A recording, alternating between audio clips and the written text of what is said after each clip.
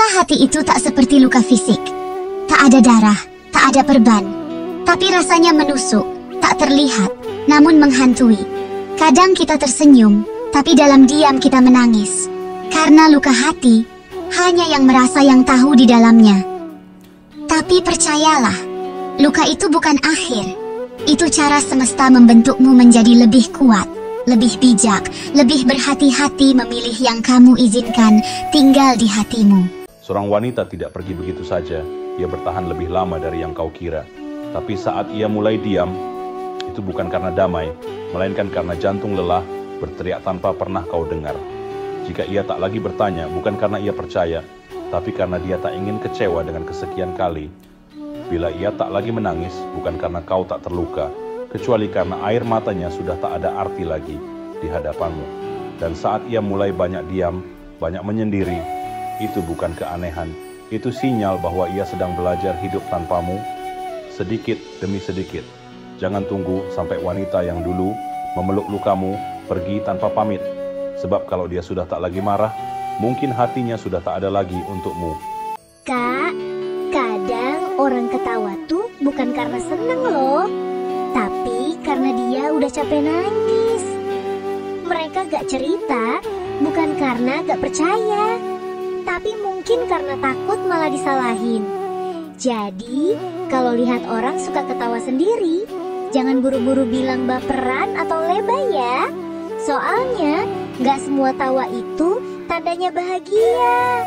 Kadang, itu cuma cara mereka biar gak patah hati. Ayah, Ibu, Ustadz bilang rezeki itu bukan cuma yang bisa kita pegang, tapi juga yang bisa kita rasa. Kadang, rezeki itu bukan uang, tapi hati yang tenang, rumah yang damai, anak yang sehat, hati yang gak gelisah. Makanya, jangan cuma hitung rezeki dari isi dompet, tapi juga dari hati yang penuh syukur. Kadang rezeki itu seperti hujan, bukan tak datang, hanya sedang menunggu waktu terbaik untuk turun. Yang kau kira hilang bisa jadi hanya tertunda karena Allah ingin kau lebih siap menerimanya. Jangan patah harapan karena jeda, sebab janji Allah tak pernah sia-sia.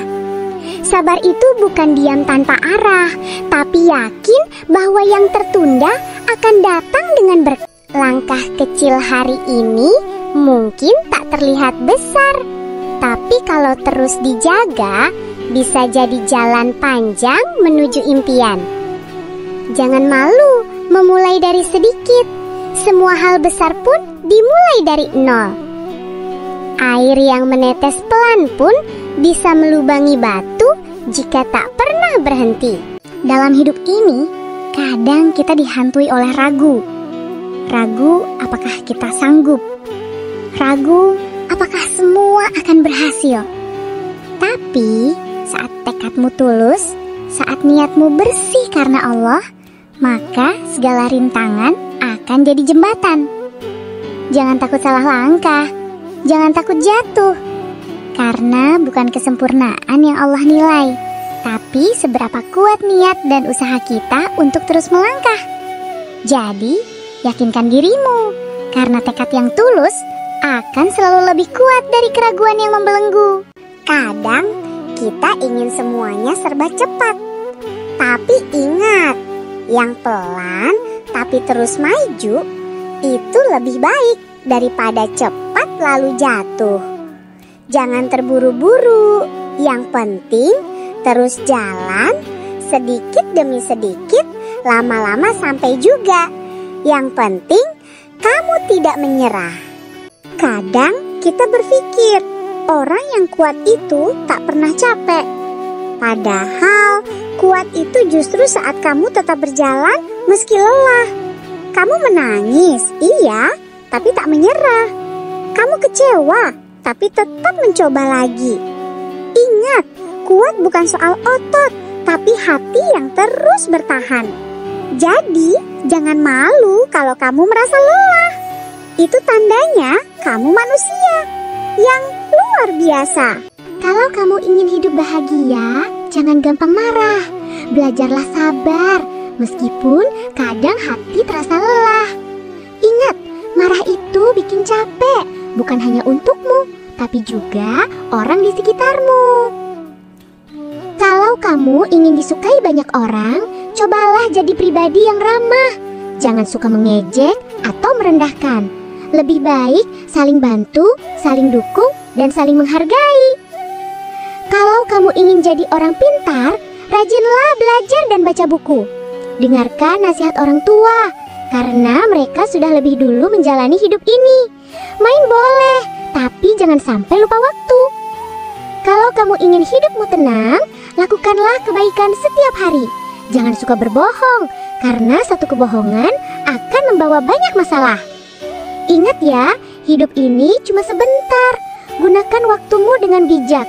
Jangan sia-siakan hari ini, karena esok belum tentu datang. Jalani hidup dengan hati yang baik, supaya hidupmu selalu berarti.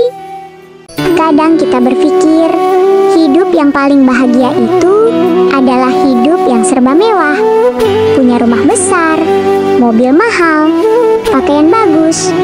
Tapi kenyataannya, semua itu belum tentu memberi ketenangan.